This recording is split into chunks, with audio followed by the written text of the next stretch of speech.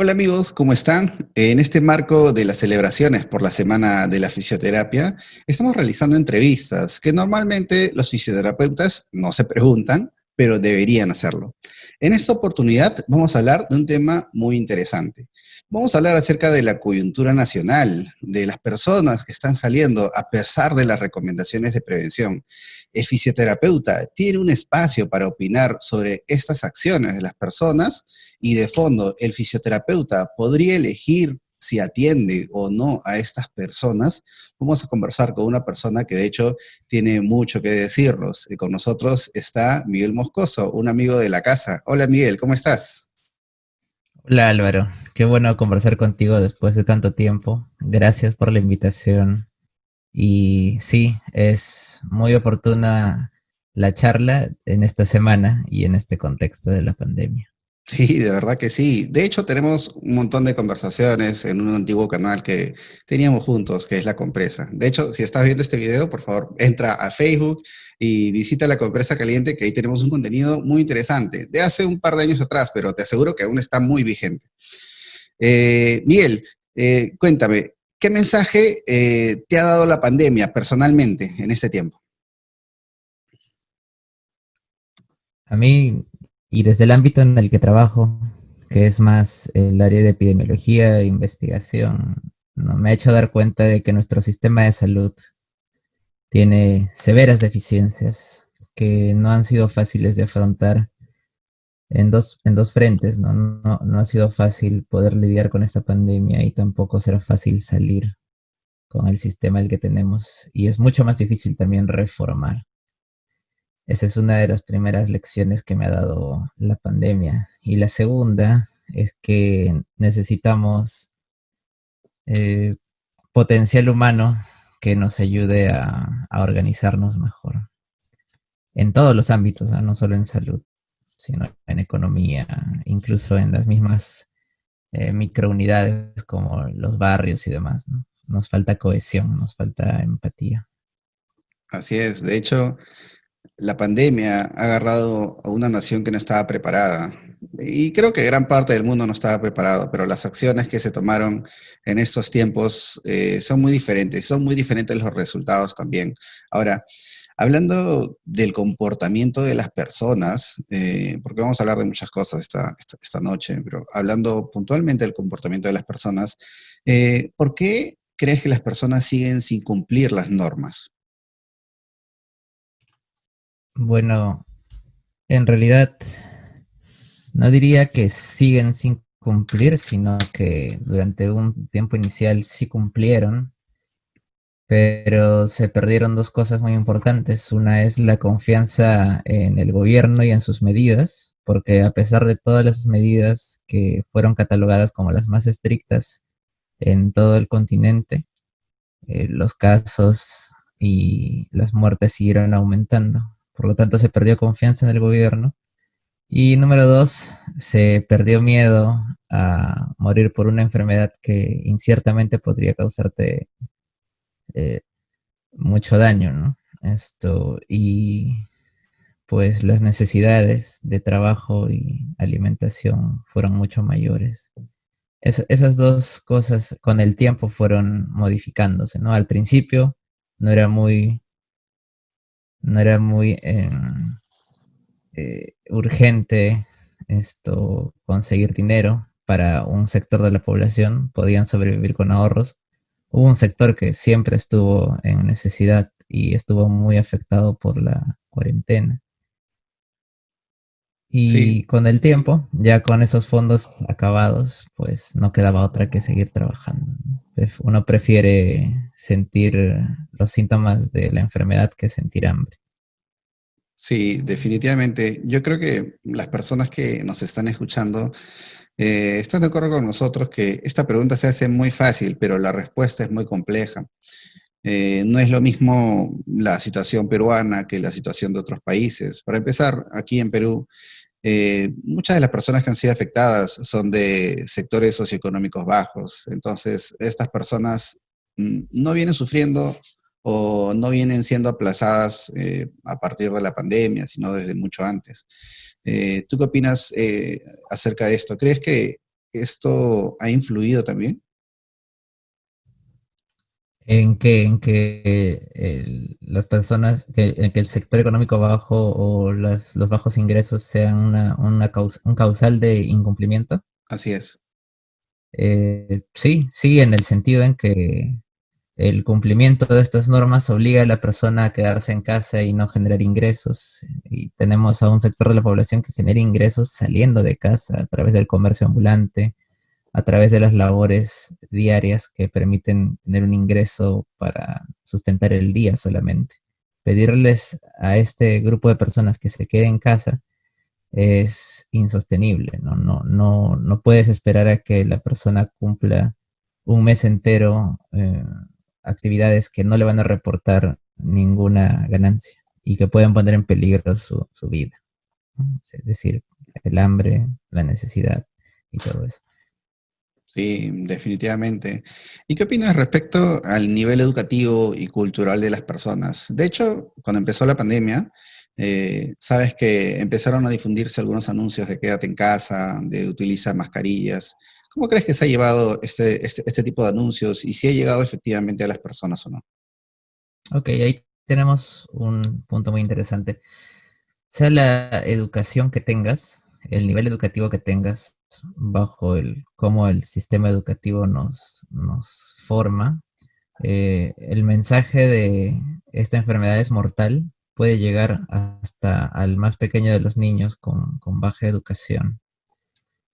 El problema, más allá de la educación, está en otra de las habilidades que te da el ser formado en entidades educativas, ¿no? Que es estas habilidades de empatía y de vivir en sociedad. Que dicho sea Claro. de paso, no se desarrollan mucho en un país donde nos hemos obligado a que la formación sea muy, muy escolarizada y que Ujú, solo capacitemos niños para responder exámenes. claro. Sí, definitivamente. Y yo también creo que esto tiene mucha influencia con respecto al actuar de las personas, ya que, como tú comentabas, ¿no? Estamos hablando acerca de información que puede llevar al riesgo a las personas, es decir, a contagiarse o, digamos, a posteriormente tener problemas físicos muy graves o tal vez llegar incluso a la muerte. Pero también estamos hablando de personas que normalmente no tienen acceso a la información, es decir, no todo el mundo en sector económicos bajos tiene un smartphone, no todo el mundo tiene acceso a Internet, algunos tienen acceso a televisión y por esta baja formación también solamente tienen acceso a televisión denominada basura. Entonces, estamos hablando de que las oportunidades son muy mínimas para ellos, son mínimas y de repente no han tenido, no ha sido eficaz la llegada de la información. Sobre todo, cuando hablamos de información por parte de la comunidad científica, que justamente es la que ha tenido un rol muy importante desde el inicio, ¿no? Al empezar a realizar algunas recomendaciones, sobre todo para la prevención. ¿Qué opinas tú al respecto? Señalas un buen punto. La comunidad científica tuvo un rol muy crucial y lo sigue teniendo en esta pandemia para poder hacer el seguimiento adecuado y determinar el curso de la pandemia, ya sea a través del descubrimiento de una vacuna o de mejores estrategias basadas en evidencia para controlar su difusión, su propagación.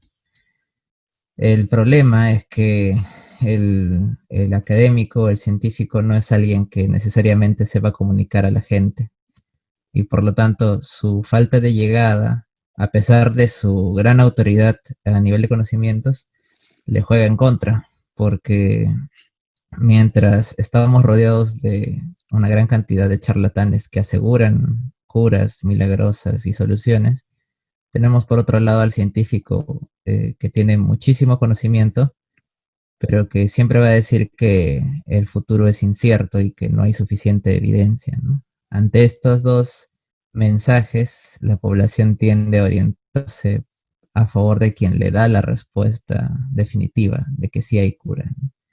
Entonces, una inadecuada comunicación de la comunidad científica, pues también ha tenido un rol influyente en esta pandemia.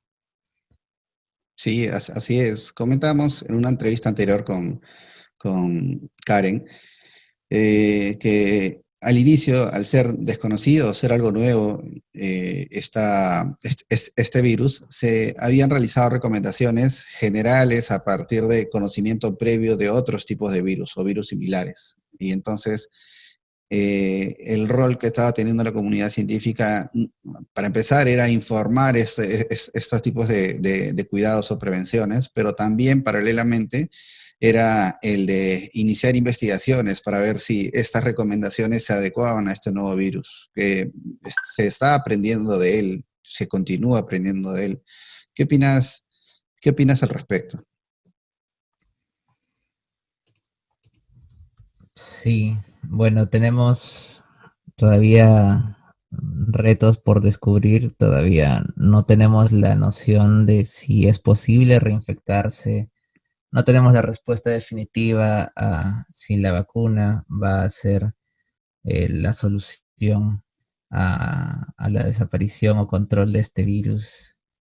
Hay mucho trabajo por hacer y creo que a la par ese trabajo debe verse reforzado por cómo se comunica a la población que se está avanzando. Al menos aquí en Perú tenemos un presidente que hace muchos esfuerzos por tratar de traducir este lenguaje complicado de los científicos a la población y aún así encontramos bastante descontento, ¿no? Porque a la par que ocurren estos trabajos eh, con mucho esfuerzo, existen otros grupos que promueven, pues, dos frentes, ¿no? Uno que la pandemia es mentira y otros que ya han encontrado la cura y la venden inescrupulosamente, sin Sí. saber si es la cura definitiva. Ujú. Bueno, y ya que hemos ahondado en varios de las posibles causas de que las personas eh, hayan aumentado en el sentido de incumplir las normas, bueno, te hago una pregunta que se cae de madura, ¿no? O sea, ¿las personas son las únicas culpables o las únicas responsables de no cumplir las normas? ¿O hay otros responsables adicionalmente a ellos? Perdona, Álvaro, se cortó un poco tu audio y no escuché la pregunta. Sí, te comento. Ya que estamos hablando de todas las variables por las cuales las personas pueden incumplir estas normas, mi pregunta es si las personas son las únicas responsables de no estar cumpliendo las normas o hay una corresponsabilidad o una responsabilidad mayor tal vez de otros entes que no sea la población. Ah, bueno, por supuesto, la responsabilidad recae bajo quienes toman el mando y la administración de la población, ¿no? Los gobiernos locales, los gobiernos regionales y el gobierno general, que es el del país. Ujú. Eh, la función siempre ha sido comunicar, sabiendo que estamos en una situación bastante variopinta, donde pueden haber personas, donde la preocupación no es guiar a quienes entienden la gravedad del asunto, ¿no? Sino guiar a quienes todavía no comprenden qué tan grave es esta situación. Y a mí me parece que la llegada hacia los sectores más alejados, más abandonados o más desatendidos, incluso dentro de la ciudad de Lima, no ha sido la más fuerte, ¿no? Sí, Las estrategias para comunicar, si bien han estado en radio, en televisión, no se ha buscado un énfasis de llegada a través de diversas estrategias, ¿no? Por ejemplo, a través de figuras modelo como personajes de farándula y demás que pudieran generar un mensaje que llegue directamente a la población, ¿no? Al contrario, ves en la televisión a la farándula aún haciendo shows sin mascarilla y demás. Y claro. todo eso envía un mensaje, ¿no? Claro. Creo que el reto a la norma es algo bastante común de ver hoy en día. Es más, desde el inicio, de la cuarentena, recordarás estas fiestas en las cuales el gobierno previamente había prohibido una reunión de más de 300 personas y se reunían 290. O sea, se trata, Claro, se trataba de buscar, se trataba de darle la vuelta a la norma y creo que hasta hoy en día, ¿no? Como comentas, hay algunos programas de televisión que al inicio se ponían las mascarillas, pero veían que no era tan atractivo así que empezaron a utilizar las caretas, eh, estos artefactos y ya no utilizaban las mascarillas. Inclusive ahora ya ni siquiera utilizan ningún equipo de protección, sencillamente siguen grabando, ¿no? sí.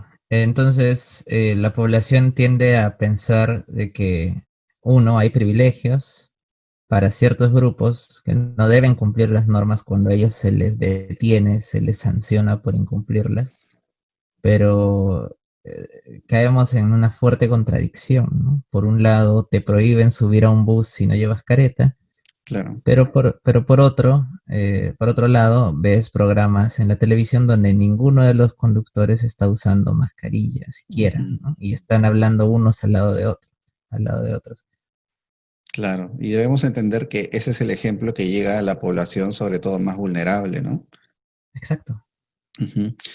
Mira, estamos hablando sobre todo, hasta este momento, opinión que puede tener público en general, y de hecho es muy válida que las personas, la población en general, se indigne, obtengan opiniones cruzadas en este sentido. Eh, pero ¿qué opinas tú acerca del personal de salud? ¿El personal de salud es válida también su indignación o tener esta posición negativa respecto a las personas que desobedecen las normas? Es una pregunta interesante en el sentido en que no podemos evitar indignarnos, y más en estas épocas donde la existencia de las redes sociales hace que uno pueda manifestar su indignación Sí. y sentirse validado por un colectivo. Pero tener un rol muy importante como en esta pandemia, como el de un profesional de salud, eh, obliga a la persona que deje o que trate de separarse de sus opiniones personales y prejuicios y que por sobre todo coloque las premisas y máximas de su profesión, ¿no? Un profesional de salud se debe a las personas y las atiende sin importar cuál es su condición. De hecho que sí. En todo caso, eh, el personal de salud estaría obligado a atender a las personas en todos los casos. Puntualmente en el tema de COVID-19, el personal de salud, más allá de la opinión que tenga, estaría obligado a atender a todos los casos o tendría la opción de negarse a atender porque tiene una opinión contraria, digamos, a una persona que haya estado en una fiesta, ¿no? Ah, esa es una buena pregunta.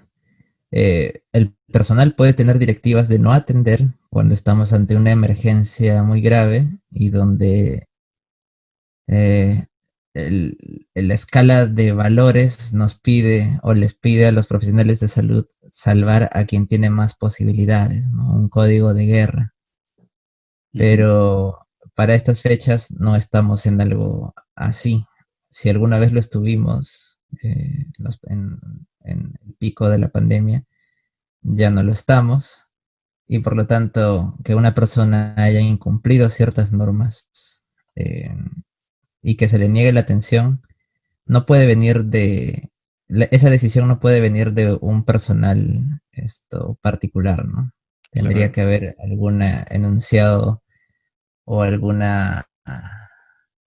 reglamento o alguna, no sé, ¿cómo le diría?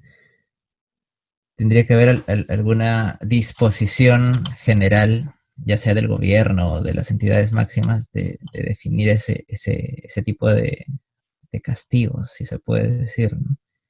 Sí, de hecho que sí. Y sí, la pregunta también es un poco complicada, ya que hay opiniones diversas en este sentido, de la misma población y también del personal de salud, que no deja de ser población también, que se ve afectada.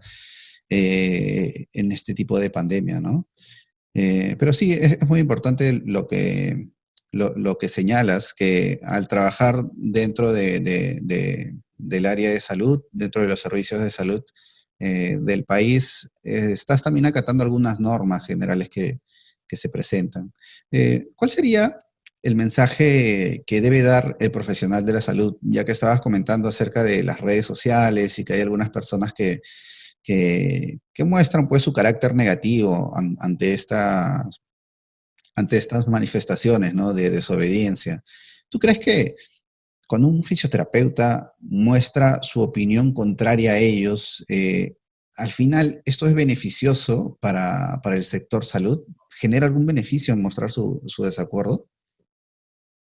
Trae un gran problema, ¿no? Cuando alguien ya asume la cartera de profesional de la salud, no asume solo una función que es la que ha aprendido a hacer en su formación universitaria, ¿no? Asume un rol autoritario frente a un grupo de personas que confían y lo ven o la ven como un modelo a seguir o un modelo a obedecer. ¿Por qué? Porque el personal de salud es alguien con conocimientos y quien aconseja. Por lo tanto, si yo veo que un fisioterapeuta habla mal de aquellos que incumplen las normas, entonces mi pensamiento también se dirige a pensar mal en estas personas. Por lo tanto, el fisioterapeuta, aunque haga manifestar su propia opinión particular y asume que tiene derecho a ello, porque le llama libertad de expresión, está motivando o generando discordia entre sus allegados. Y eso trae un gran problema, porque al generar esta discordia, también entra en conflicto con los mensajes que lanza el gobierno. ¿Sí? Así Necesitamos es. camas UCI, todos necesitan tratamiento, nadie va a ser discriminado, pero de repente una persona con cierto poder, en este caso el fisioterapeuta, hablando mal de ese tipo de pacientes e incluso recomendando que se les debería negar la atención o planteando algunas descabelladas ideas como las de romper el DNI o anular, Mejorarlo. no aportan nada. Sí, yo también creo que lo que se logra, más allá de que la intención ha sido generada por una indignación que es natural en todas las personas, lo que se logra a partir de eso es que pongamos a la población de espaldas al sistema de salud y justamente en estos momentos no es lo deseable es que trabajemos juntos. Y en este sentido te pregunto, ¿qué cosa es lo que deberían hacer los profesionales de la salud, los fisioterapeutas en este caso? ¿Qué mensaje es el que deberían reforzar los fisioterapeutas? Yo creo que primero que nada deben recordar que su premisa y la premisa de todas las carreras de salud es la de brindar atención al paciente, ¿sí? Manifestar una negativa a ofrecer tratamiento es abandonar todos los principios de su carrera, ¿no? Ujú. Y dado que no tiene un aporte, el consejo sería que si tienes una opinión contraria, por favor, guárdala para ti y Claro. tal vez para aquellos que, que están de acuerdo contigo, ¿no? O tu círculo personal tal vez, pero no la manifiestes en un ambiente abierto donde esto puedes generar más problemas de los que ya hay. Sí, así es.